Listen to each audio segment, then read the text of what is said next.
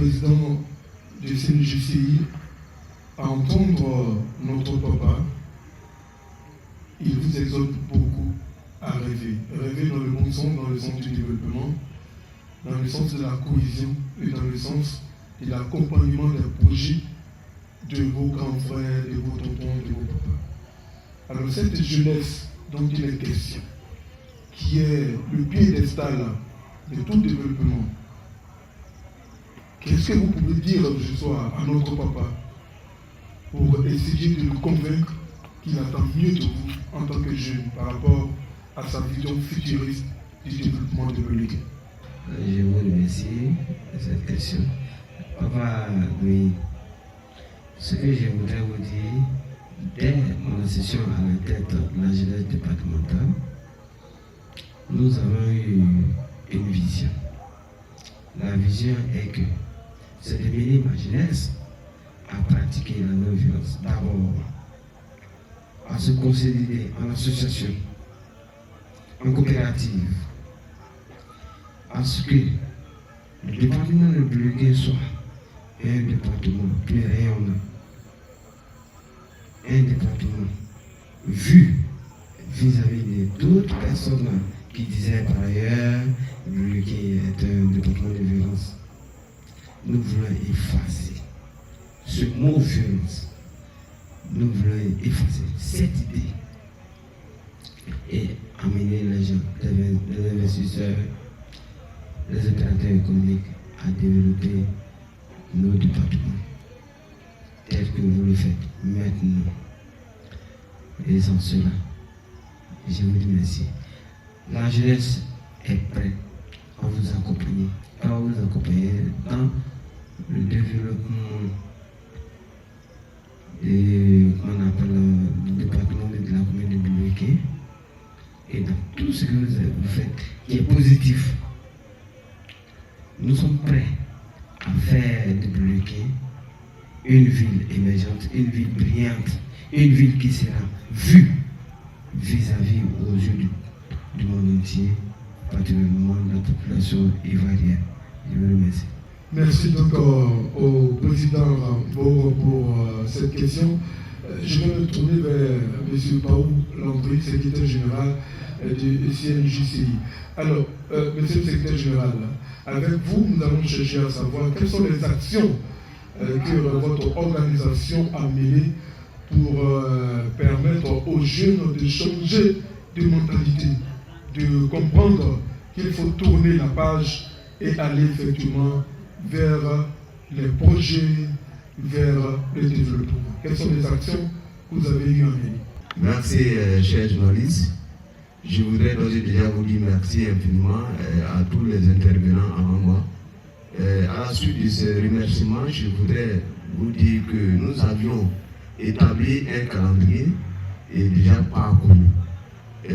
Comprenez que dans la composante du département de Bleugué, nous notons évidemment les cantons et puis la commune. Et nous avons innové de passer, de sillonner ces cantons-là à travers un programme bien établi qui est celui de faire le répertoire de ces leaders de jeunesse-là dans chaque village et chaque quartier de la commune. Après quoi, à l'issue même de cette visite-là, nous avons porté des mots forts de notre vision qui est celle de voir le Bleugué dissocié d'avant, le Bleugué jugé par des personnes qui soient violentes et montrer aux yeux de tous que Bleugué est une ville où les jeunes sont conscients. Et à la suite de cela, il fallait bien évidemment réorganiser les instances de jeunesse en les constituant en association formelle, ce qui a été chose faite. Et aidé par le gouverneur de ce département, nous avons pu avoir par-ci par-là des récépissés de dépôt. Il a promis à ces jeunesses-là de nous amener à avoir des agréments. De ce passage, je voudrais réitérer encore à l'endroit de ce gouverneur-là nos vifs remerciements. Et parlant de la sauvegarde de notre édifice, nous promettons donner la bonne image de cet édifice-là hors même des Boulequins. Et toutefois que nous avons reçu des appels ailleurs, nous n'avons cessé de leur dire que allez-y vers grâce à nous, c'est votre lieu approprié, c'est votre destination qui va du choix de votre aisance. Je vous dis merci. Voilà, nous allons permettre également à notre jeunesse de savoir si elle a aussi une préoccupation pour notre papa. Bien évidemment, nous avons quand même des réserves. Lesquelles réserves nous amènent à demander à notre papa, est-ce qu'au-delà de cet édifice qui nous permettra de ressourcer, de restaurer la population d'ailleurs et des Boulequins, et qui permettra bien évidemment de loger cette population également, est-ce qu'on peut quand même jeter un regard sur la question du maraîcher? Vous savez, je ne suis pas devenu cadre S ni l'eau. Je suis fils de paysan.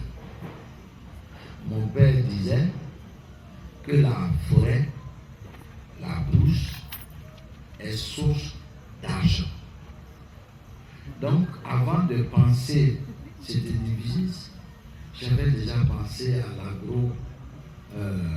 l'agroalimentaire, à l'agroforesterie. C'est pour cela que dès ma prise de fonction de fonctionnaire, j'avais déjà initié des projets de développement à Goya. J'ai créé un champ pilote. Malheureusement, les parents n'avaient pas compris que cultiver du riz était une bonne chose. Ensuite, j'ai initié des pépinières d'EVA. Et j'ai dit à la jeunesse, pour celui qui veut cultiver de l'EVA, qui vient prendre ses plants cadeaux pour développer des plantations. Je crois qu'il y a 2 ou 3 qui ont compris et qui sont propriétaires aujourd'hui de plantations d'EVA. Mais moi-même, pour donner l'exemple, j'ai développé 15 hectares d'EVA à Goya, qui sont rentrés en production à partir de cette année. Donc c'est pour dire à la jeunesse, il n'y a pas de sous-métier. Il y a la conviction de travailler. Il y a des objectifs qu'il faut cibler. Lorsque vous croyez à quelque chose, que ce soit dans la terre ou même dans les activités autres que la terre, vous pouvez réussir. Croyez en vous-même. Ne pensez pas que la forêt, c'est de l'humiliation. Il faut rêver. Parce que nous avons la richesse. Regardez ici, à l'ouest. Des gens viennent d'ailleurs et au bout de 2 ans, 3 ans, ils ont des hectares de cacao.